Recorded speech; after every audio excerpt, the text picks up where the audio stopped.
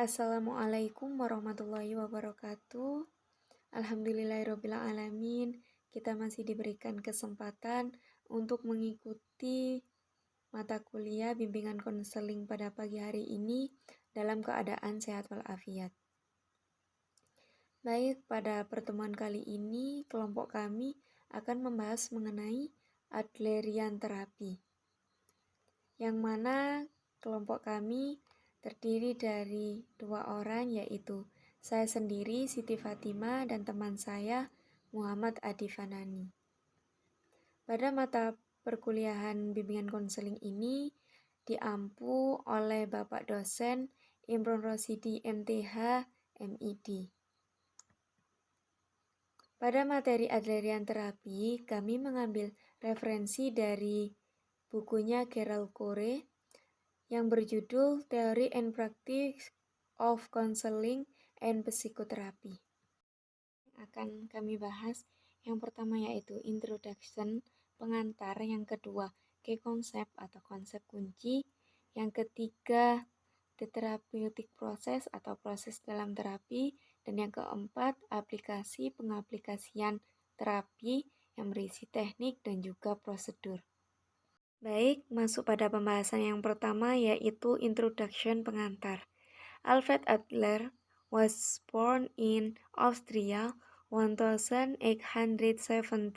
and died in Scotlandia 1937 in Skotlandia.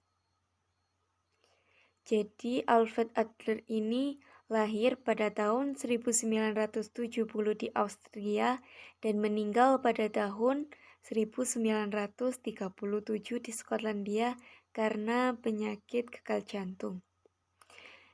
Alfred ini merupakan psikiater yang berasal dari Wina, Austria.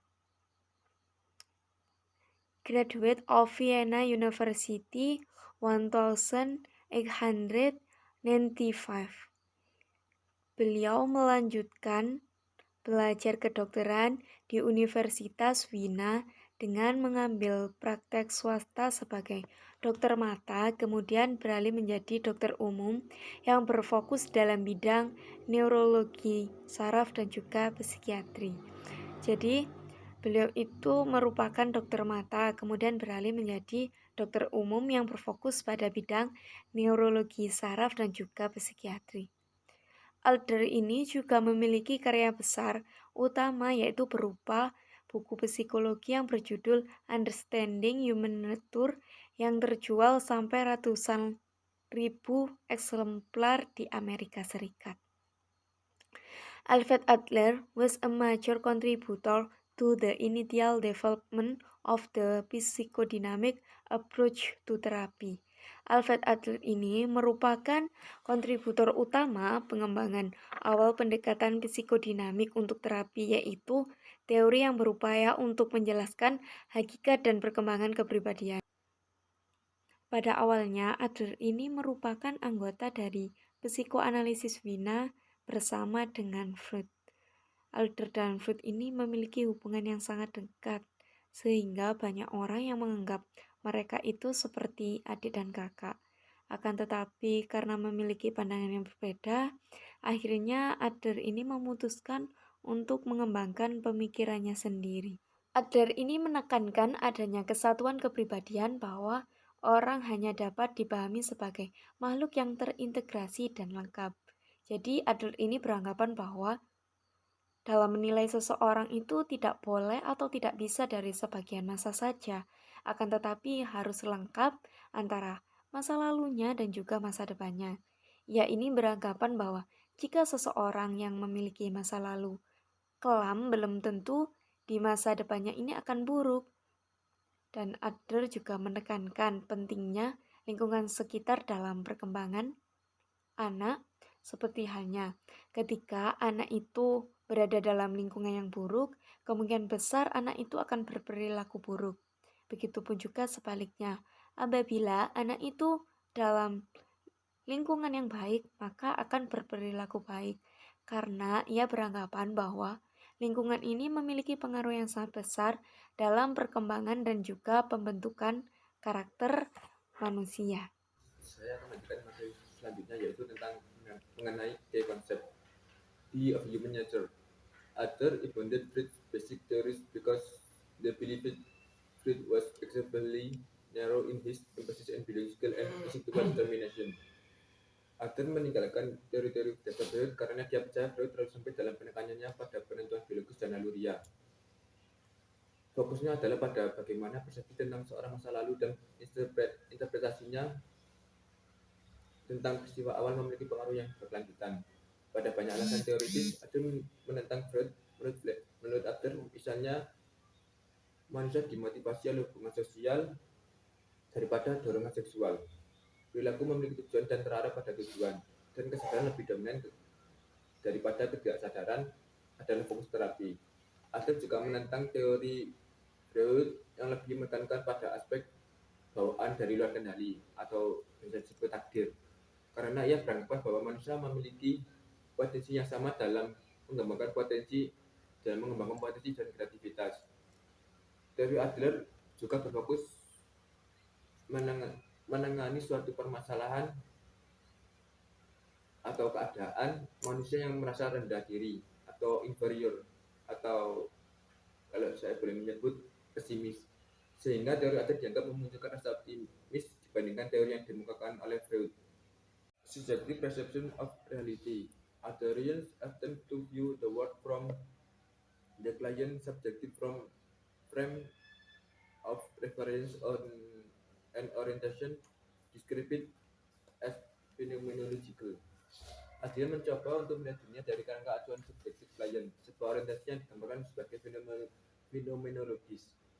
Realitas subjektif ini mencakup persepsi, pikiran, perasaan, nilai, dan keyakinan, dan kesimpulan individu. Dalam Unity and Patterns of Human Personality terdapat 3 poin. Yang pertama, perilaku sebagai tujuan dan berorientasi tujuan. Jadi maksudnya psikologi individu menyebutkan bahwa semua perilaku manusia memiliki tujuan.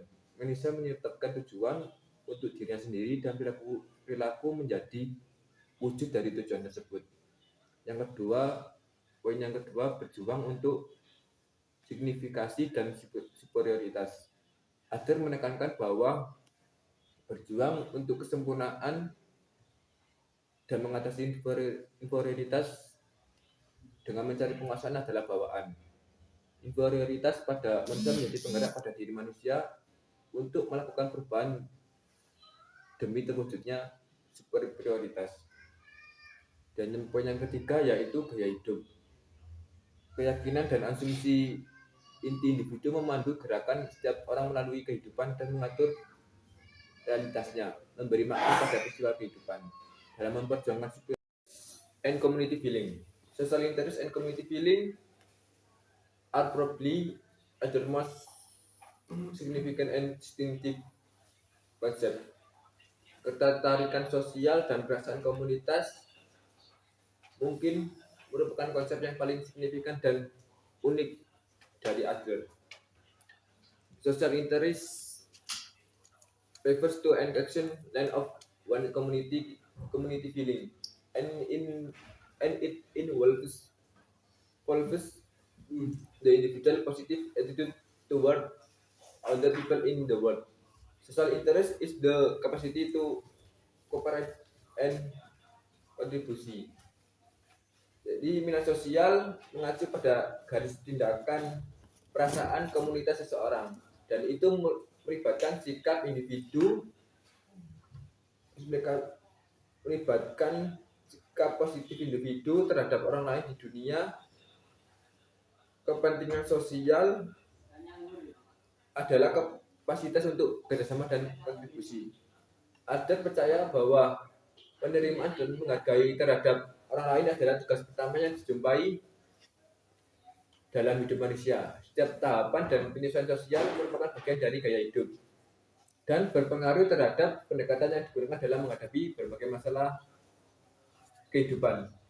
Minat sosial didefinisikan dengan potensi dalam diri untuk bekerjasama dengan orang lain demi mencapai tujuan pribadi dan sosial.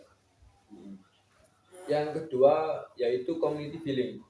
Community feeling embodies is the feeling of in being connected to all of humanity, past, present, and future, and to be involved in making the world a better place. Perasaan komunitas mewujudkan perasaan terhubung dengan semua umat manusia dulu, sekarang, dan masa depan. Dan untuk terlibat dalam membuat dunia menjadi tempat yang lebih baik.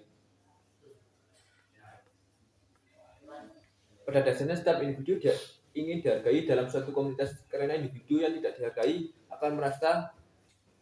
akan menimbulkan rasa putus asa dan rasa tidak guna dalam kehidupannya.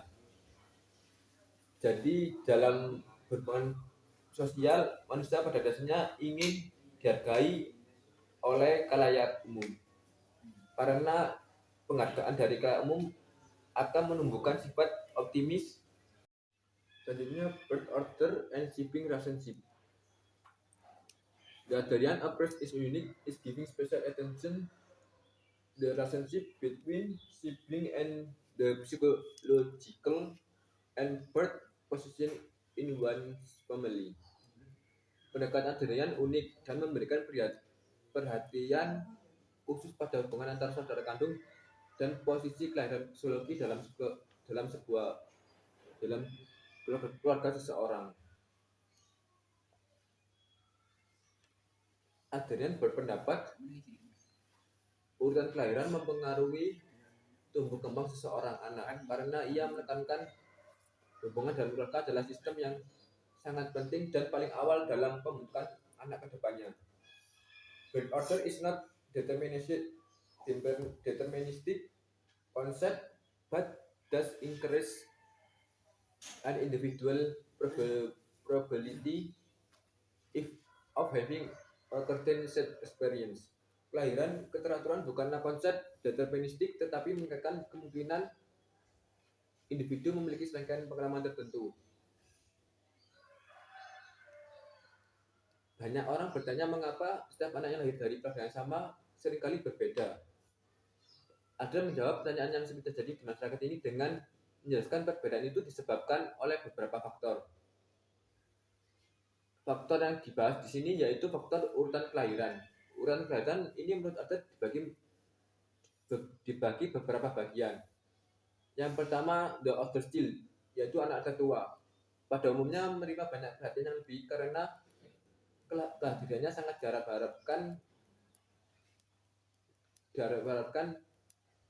pada seseorang itu baru menikah. Namun setelah muncul kelahiran saudaranya, ia harus berbagi perhatian terhadap saudaranya. Yang kedua yaitu the second child, anak kedua. Sejak kelahirannya ia harus berbagi perhatian dengan kakaknya. Oleh karena itu anak kedua biasanya memiliki sifat kompetitif agar bisa menyaingi saudara atau kakaknya. Yang ketiga yaitu the middle child, yaitu anak tengah. Sering merasa terjepit, anak ini mungkin menjadi yakin akan ketidakadilan hidup dan merasa ditipu. Anak tengah dapat menjadi papan. Selanjutnya masuk pada pembahasan yang ketiga yaitu the therapeutic process atau proses terapi. Therapeutic goal, tujuan terapi. Adlerian counseling rests on a collaborative arrangement between the client and the counselor. Konseling Adlerian bertumpu pada pengaturan kolaboratif antara klien dan konselor. Jadi di mana konselor merasa ada hubungan dengan klien. In general, the therapeutic process includes forming a relationship based on mutual respect. Secara umum, proses terapi ini meliputi pembentukan hubungan berdasarkan rasa saling menghormati.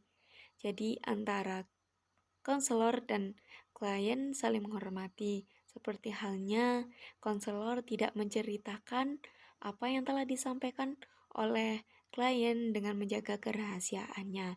Kemudian melakukan penilaian gaya hidup, mengenai tujuan yang salah dan asumsi yang salah dalam gaya hidup seseorang klien tersebut dengan diikuti pendidikan ulang klien untuk mengatasi sisi kehidupan yang berguna. The goal of Adlerian therapy is to assist clients to understand their unique lifestyle and help them learn to think about self, other, and the world, and to act in such a way as to meet the tasks of life, with career and social interests. Tujuan Adlerian adalah untuk membantu klien memahami gaya hidup yang unik mereka dan membantu mereka belajar untuk berpikir tentang diri sendiri, orang lain, dan dunia, dan juga bertindak sedemikian rupa untuk memenuhi kebutuhan mereka, tugas-tugas kehidupan dengan keberanian dan minat sosial. Jadi tujuan terapi adalah membantu klien agar memahami gaya hidup unik mereka di mana setiap orang itu memiliki karakteristik dan sifat yang berbeda-beda dengan berpikir tentang dirinya sendiri, orang lain, dan dunia sehingga dapat bertindak sesuai dengan apa yang telah ada dalam norma-norma dalam memenuhi kebutuhan mereka. Dan juga memiliki tugas kehidupan, keberanian dalam melaksanakan sesuatu, dan juga memiliki minat sosial yang tinggi, merasa empati kepada orang lain, dan mementingkan kepentingan bersama daripada kepentingan pribadi. Adlerian do not view therapy client as being sick and in need of being cared for the growth model of personality more than the sickness model. Adlerian ini tidak melihat klien terapi itu sebagai seorang yang sakit dan membutuhkan sembuh. Akan tetapi mereka ini lebih menyukai model pertumbuhan kepribadian daripada model penyakit. Jadi seseorang yang terapi itu seseorang yang ingin mengembangkan atau bagaimana cara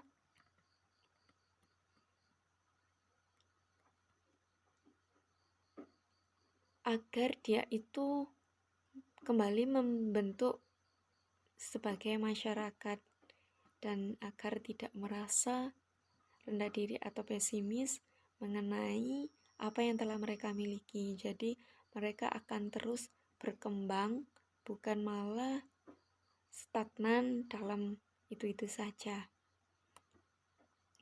Seperti yang dikatakan oleh Mossack dan Maniaci, terapi Adlerian ini tertarik tidak untuk menyembuhkan individu yang sakit atau masyarakat yang sakit, akan tetapi terapi Adlerian ini bertujuan untuk mendidik kembali individu dan membentuk kembali masyarakat agar tidak berada dalam posisi tersebut.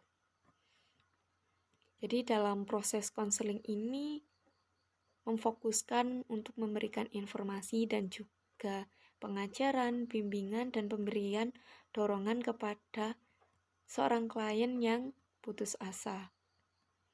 Konselor Adlerian ini mendidik klien dengan cara baru dan memandang diri mereka itu melalui proses peta kognitif baru dan juga pemahaman mendasar tentang tujuan perilaku mereka dengan menasehati dan juga membantu mereka untuk mengubah persepsi mereka. The therapeutic goal, tujuan terapi menurut Mossack dan Maniaci, yang pertama yaitu fostering social interest. Jadi, seseorang harus memiliki rasa peduli terhadap orang lain dan juga lebih mementingkan kepentingan bersama dan saling bekerja sama dalam melakukan sesuatu.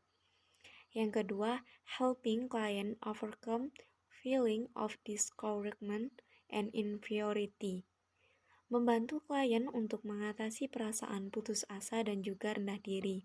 Jadi, memberikan masukan ataupun nasihat agar seorang klien itu bangkit dari keterpurukan sehingga dapat memperoleh kebahagiaan sesuai dengan apa yang diinginkan. Karena sesungguhnya semua orang itu pasti memiliki kekurangan ataupun kelebihan. Oleh karena itu, apabila kita memiliki kekurangan, maka kita harus selalu mencoba untuk memperbaiki diri sendiri dalam mengatasi inferior agar menjadi superior. Yang ketiga, modifying client view and goal, that is changing their lifestyle. Mengubah pandangan dan tujuan klien, yaitu dengan mengubah gaya hidup mereka.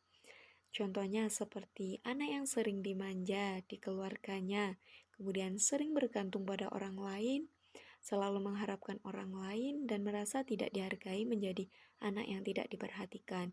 Jadi bahwa dasarnya harus mengubah cara pandang yang seperti itu agar anak yang sering manja di keluarganya tidak manja, yang selalu bergantung pada orang lain bisa berdiri sendiri, yang selalu mengharapkan orang lain berusaha untuk bisa mendapatkan sesuatu dengan hasil sendiri, dan yang anak yang tidak merasa dihargai mencoba untuk bahwa semua ini memang memiliki karakter berbeda-beda, akan tetapi pastinya kita memiliki kualitas yang baik gitu. Yang keempat, changing faulty motivation, yaitu mengubah motivasi yang salah. Jadi seseorang memberikan sebuah motivasi bahwa jangan mudah menyerah, masih banyak orang yang peduli dengan kamu. Kegagalan yang kamu alami ini merupakan proses untuk menuju kesuksesanmu, jadi jadikan kegagalan yang kamu alami sebagai pelajaran untuk membenahi diri agar lebih baik ke depannya. Jadi ubahlah mindset yang ada dalam pandanganmu sehingga apa yang kamu lakukan ataupun apa yang kamu lakukan itu jangan sampai merasa hal itu salah begitu. Dan yang kelima yaitu encouraging the individual to recognize equality among people. Jadi mendorong individu untuk mengakui kesetaraan di antara orang-orang. Jadi kita harus memberikan pengajaran bahwa semua orang itu memiliki kedudukan yang sama dan juga memiliki potensi kelemahan dan kelebihan masing-masing. Oleh karena itu, kita harus saling menghargai antar sesama. Dan yang keenam, helping people to become contributing member of society. Jadi membantu orang untuk menjadi anggota masyarakat yang berkontribusi sosial. Seperti contohnya membantu klien untuk dapat diterima di kehidupan di tengah masyarakat dan juga berperan bagi masyarakat seperti saling membantu dalam bergotong royong, kemudian membantu tetangga yang susah, dan lain sebagainya. Selanjutnya yaitu terapis function and role. Fungsi dan peran terapi. Adlerian counselor realized that client can become discouraged and function ineffectively because of mistaken belief, faulty values, and goals that are never achieved. Konselor Adlerian menyadari bahwa klien itu dapat menjadi putus asa dan berfungsi secara tidak efektif karena keyakinan yang salah, nilai-nilai yang salah, dan tujuan yang tidak pernah tercapai. Menurut Adlerian, pola pikir yang salah pada klien itu dapat menyebabkan klien itu merasa putus asa sehingga tujuan yang ingin dicapai klien tidak akan pernah terwujud. Dalam melakukan terapi Adlerian, konselor mengumpulkan informasi dengan melakukan penilaian secara menyeluruh dari mulai awal hingga akhir, dan penilaian itu ditinjau mulai dari hubungan keluarga, saudara kandung, orang lain, kegiatan yang pernah dilakukan, dan masa lalu yang membekas di ingatannya. One way of looking at the role of Adlerian therapists is that they assist clients in better understanding, changing, and changing their life story. When individuals develop of life story, they find limiting and problems start saturate. The goal is to free them from that story in favor of preferred and equally viable alternative story.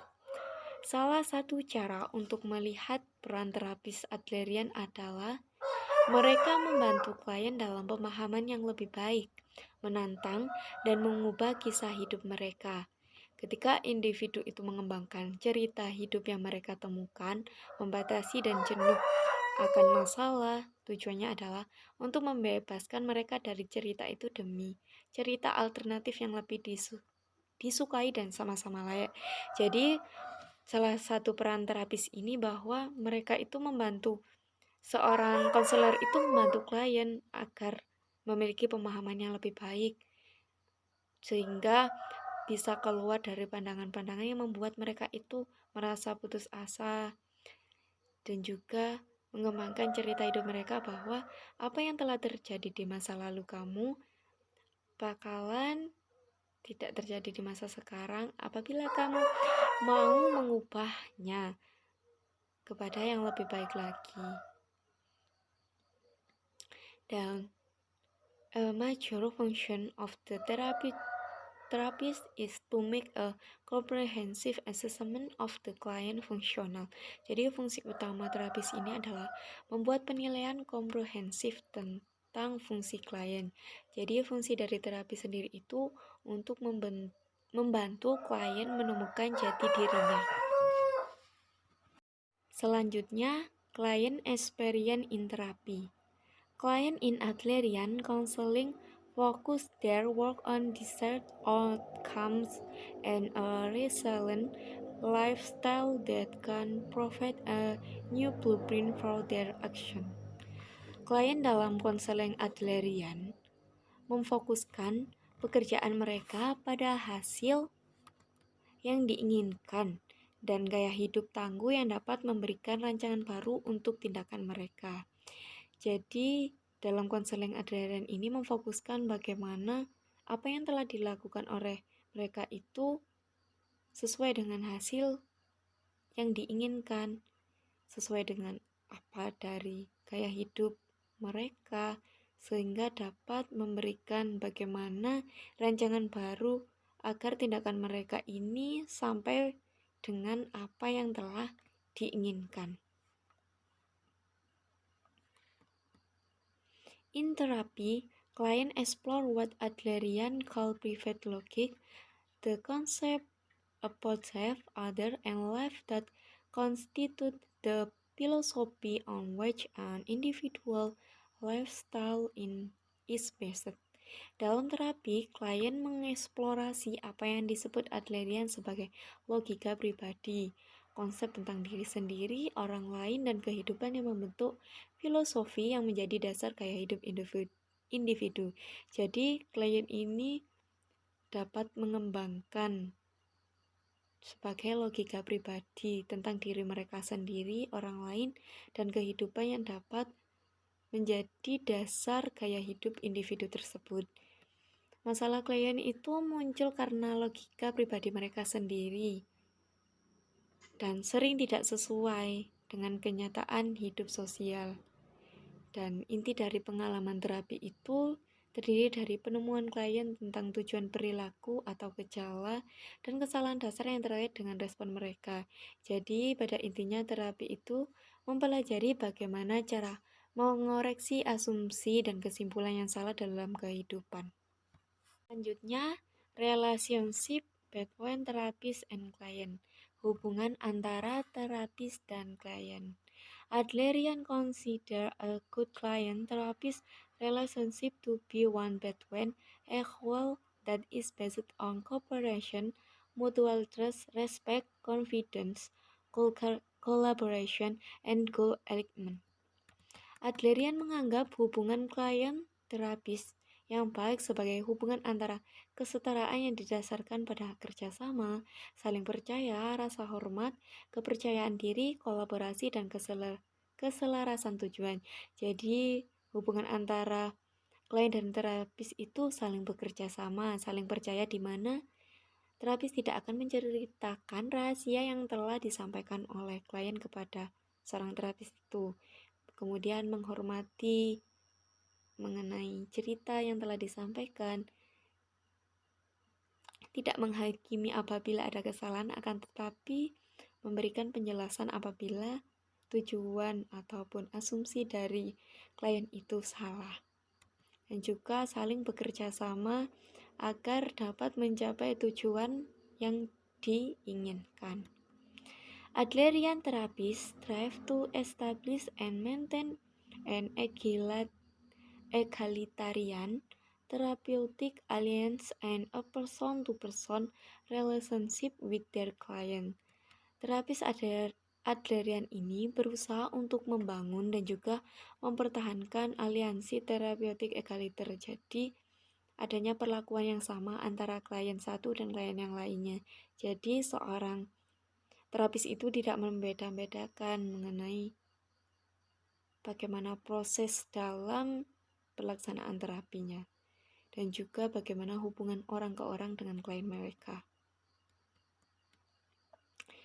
Dingmeyer dan Spray menyatakan bahwa pada permulaan konseling itu klien harus memulai merumuskan rencana atau kontrak yang akan dilakukan, kemudian merinci apa yang mereka inginkan, bagaimana merencanakan untuk mencapai tujuan mereka, dan mencegah mereka sehingga mereka dapat merubah perilaku non-produktif menjadi konduktif, dan bagaimana mereka dapat memanfaatkan sepenuhnya mengenai aset mereka dalam mencapai tujuan mereka. Jadi, apa yang mereka miliki bisa dimanfaatkan sepenuhnya sehingga dapat mencapai tujuan yang telah diinginkan.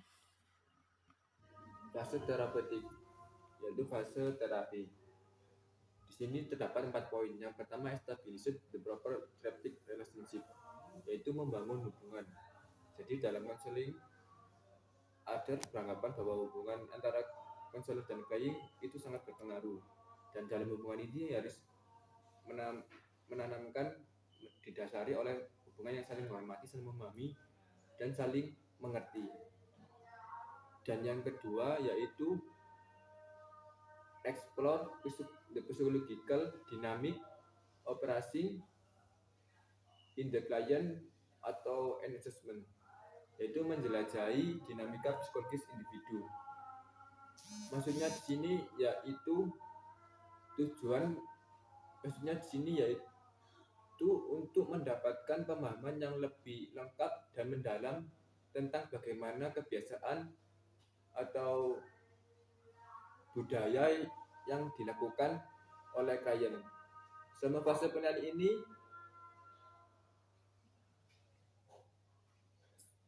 konselor berusaha untuk mendapatkan informasi sebanyak-banyak mungkin tentang kepribadian klien. Tahapan penilaian ini berlangsung dari 2 bentuk. Yang pertama yaitu dari wawancara subjektif, dan yang kedua wawancara secara objektif. Dalam wawancara subjektif, konselor membantu klien menceritakan kisah hidupnya selengkap mungkin. Proses ini difasilitasi oleh penggunaan rasa empatik mendengar, yaitu dengan cara mendengarkan dan merespon klien dengan sebaik mungkin. Dan yang kedua yaitu wawancara secara objektif. Jadi konselor berusaha menemukan informasi tentang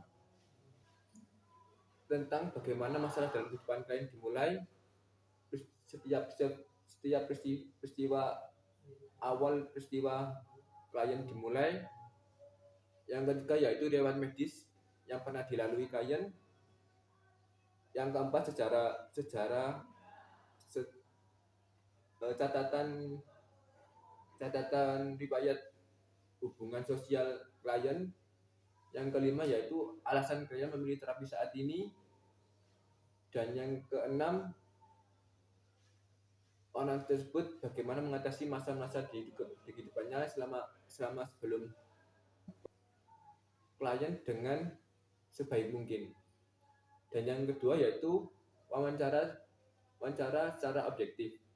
Jadi konselor berusaha menemukan informasi tentang bagaimana masalah dalam kehidupan klien dimulai, setiap peristiwa klien dimulai. Yang ketiga yaitu riwayat medis yang pernah dilalui klien. Yang keempat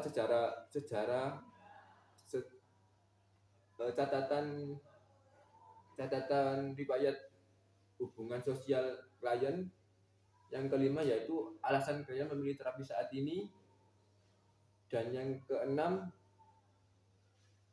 orang tersebut bagaimana mengatasi masa-masa di kehidupannya selama sebelum konseling. Dan yang ketujuh yaitu penilaian gaya hidup. Dan yang ketiga yaitu encourage the development of self understanding insight to purpose. Jadi di sini didorong untuk memahami diri sendiri. Maksudnya yaitu mendorong pemahaman diri sendiri, mendorong pemahaman diri dan wawasan terhadap diri sendiri. Dalam fase ketiga ini, konselor berusaha untuk memberikan pandangan tujuan hidup bagi klien agar kedepannya lebih terarah dan lebih sistematis. Dan yang keempat yaitu have the client make new choice atau orientasi dan redukasi. Dalam tahapan ini berfokus membantu klien menemukan perspektif baru dan lebih fungsional serta realistis. Klien didorong dan ditantang untuk mengembangkan keberanian mengambil risiko dan membuat perubahan dalam hidup mereka. Di fase ini juga klien diberi semangat, diberi pemahaman untuk lebih baik lagi menjalani kehidupan yang akan datang. Ya, kami menyadari banyak kesalahan dalam presentasi kelompok kami. Oleh karena itu, kurang lebihnya kami memohon maaf yang sebesar-besarnya. Assalamualaikum warahmatullahi wabarakatuh.